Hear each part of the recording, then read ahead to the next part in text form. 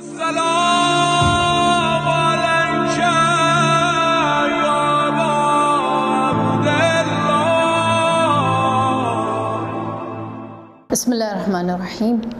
हम सब जानते हैं कि जब भी कोई इस्लामी महीने का बिलखुसूस माह मुहर्रम या माह रमज़ान का आगाज़ होता है तो हम सब के अंदर ये एक जज्बा पैदा होता है कि हम एक मुतदय्यन और एक खुदा की खुशनुदी से भरपूर ज़िंदगी का आगाज़ करें।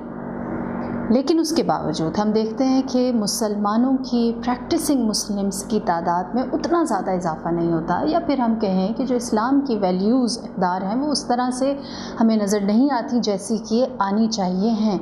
क्या वजह है कि हम लोग अच्छा काम शुरू करते हैं, माह रमज़ान बेहतरीन गुजारते हैं, अय्याम अज़ा के लिए बहुत एहतमाम करते हैं, लेकिन फिर भी हमारा जो अंजाम है वो सही नहीं होता।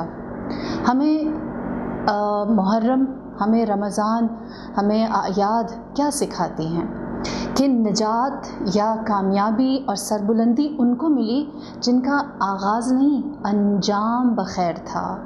किसी भी नेक काम को शुरू करना बड़ी बात नहीं होती, बल्कि उसको बेहतरीन अंजाम तक पहुंचाना बड़ी बात होती है। मिसाल के तौर पर आप सब जानते हैं रसूल खुदा ने जब इस्लाम का आगाज़ किया है तो आपने अपनी शरीयत का, अपने दीन का, कुरान का जब पैगाम रखा है तो उस वक्त तादाद जो लोग रसूल खुदा के हमराह मक्के में दाखिल हुए फ़तह मक्का के वक्त, उनकी तादाद, उन मुसलमानों की तादाद इतनी ज़्यादा थी कि मक्के के मुशरिकीन, ताकतवर सलातीन, रुअसाए क़बाइल ये सोचने पर मजबूर हो गए कि हम इतने सारे मुसलमानों का सामना नहीं कर सकते। मुसलमानों की तादाद देखकर कुफ़ार ने, मुशरिकीन ने हार मान ली थी।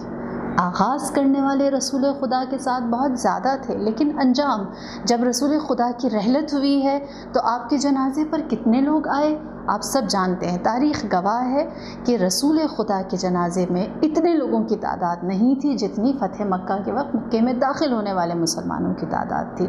शहर वही था, रसूल की ज़ात वही थी, मकान वही था और असर ज़माना वही था, लेकिन आगाज़ करने वाले अंजाम तक ना पहुंच सके। इसी तरह मैदान गदीर में अमीर अल-मोमिनीन के हाथ पर बैअत करने वालों की तादाद एक वक्त में इतनी थी कि आपको कई दिन वहाँ पर क़याम करना पड़ा और लोगों के हाथों से बैअत लेनी पड़ी। और माबाद रहलत रसूल जब इमाम अली ने फरमाया जिस को गदीर याद है वो सर मुड़ाकर फ़लाँ जगह मदीने में आ जाए, तो सिवाय 6 लोगों के कोई ना आया।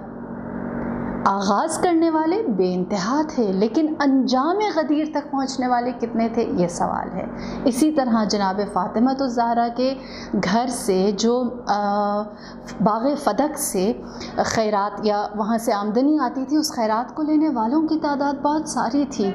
जो जनाब फ़ातिमा के मौजज़ों को देखकर आपके मुअतक़िद होने वाले बहुत सारे थे, लेकिन हम जानते हैं, तारीख़ कहती है कि जब आपका जनाज़ा रात की तारीकी में दफनाया गया तो 9 से 11 से ज़्यादा लोग आपके जनाजे में नहीं थे। इमाम हसन मुश्तबा जन्नत के सरदार थे।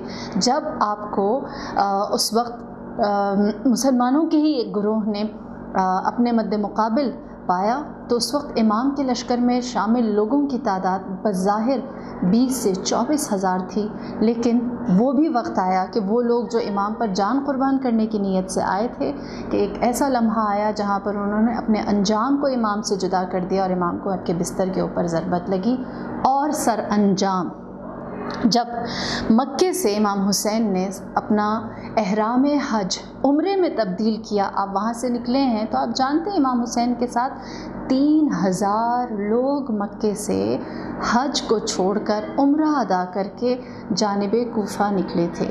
लेकिन ये भी तारीख़ ने लिखा कि वो आगाज़ करने वाले कम नहीं थे, लेकिन अंजाम तक पहुंचने वाले सिर्फ 72 थे।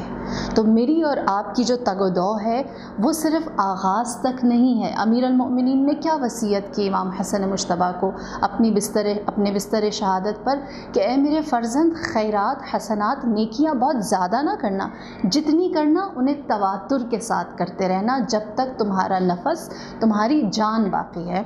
तो जो नेकियां मैं और आप करते हैं, जो आगाज़ हम करते हैं, अगर اگر اس کو ہم تا دم مرگ پہنچاتے رہیں تو کبھی بھی کربلا رونما نہ ہوتی، کبھی بھی ہادیان، رہبران، پیغمبران، صالحین، صدیقین ہمارے درمیان ہماری موجودگی میں تنہا نہ ہوتے، ان کے اوپر مصیبتیں نہ آتی، اور نہ ہی ہم خدا کی درگاہ میں مجرم و ملزم قرار پاتے۔